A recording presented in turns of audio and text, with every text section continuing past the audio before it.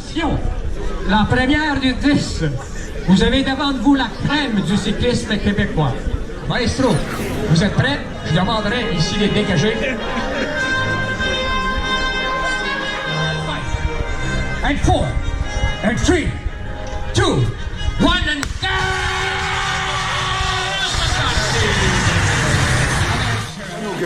Je pense que la passation entre l'ancienne et la nouvelle administration, ça devrait bien se faire.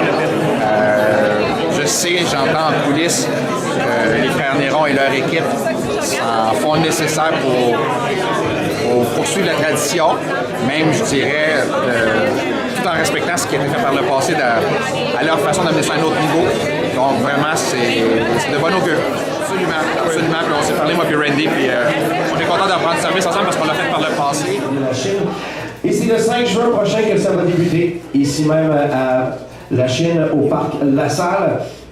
Alors, comme je vous disais, c'est du 5 juin au 14 août, de 17h30 à 20h30, et on vous donne un rendez-vous au parc La Salle de la Chine.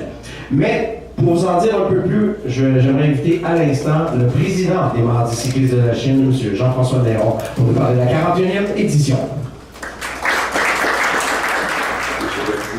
Qui nous a remis le flambeau 40 ans après avoir porté les Mardis cyclistes de nos mains. Sa passion est contagieuse et il est une inspiration pour nous. Après avoir été 3 ans partenaire dans les Mardis cyclistes, nous souhaitons poursuivre sa mission d'encourager la relève cycliste et faire de cette classique montréalaise un rendez-vous incontournable. Nous ferons tout notre possible pour pousser encore plus loin le potentiel de la course. Monsieur Rossi, vous êtes toujours le bienvenu, vous le savez, vous avez votre place, c'est votre parc aussi, vous êtes toujours le bienvenu, Monsieur Rossi.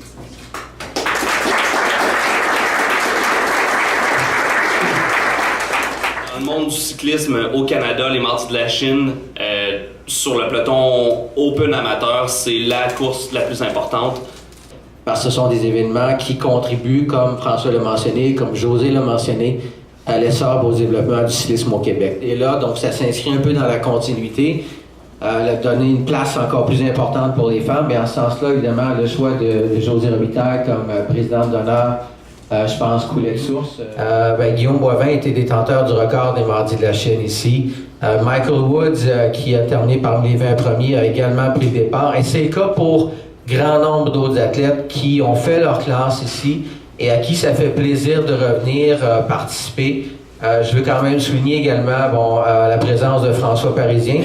François qui était le premier athlète québécois incidemment à remporter une épreuve du World Tour lorsqu'il a remporté la 5e étape sur le catalogue. On parle beaucoup d'autres athlètes évidemment comme Hugo Hull, Antoine Duchesne, David Veilleux qui s'illustrent ou qui sont illustrés. Yannick Cogent qui était ici, je ne sais pas s'il est toujours là. Yannick qui a été dominant, dont je pensais que le record était inatteignable, que personne ne pourrait jamais battre ce record-là, qui avait remporté les Mardis cyclistes à 6 occasions sur une période de 10 ans.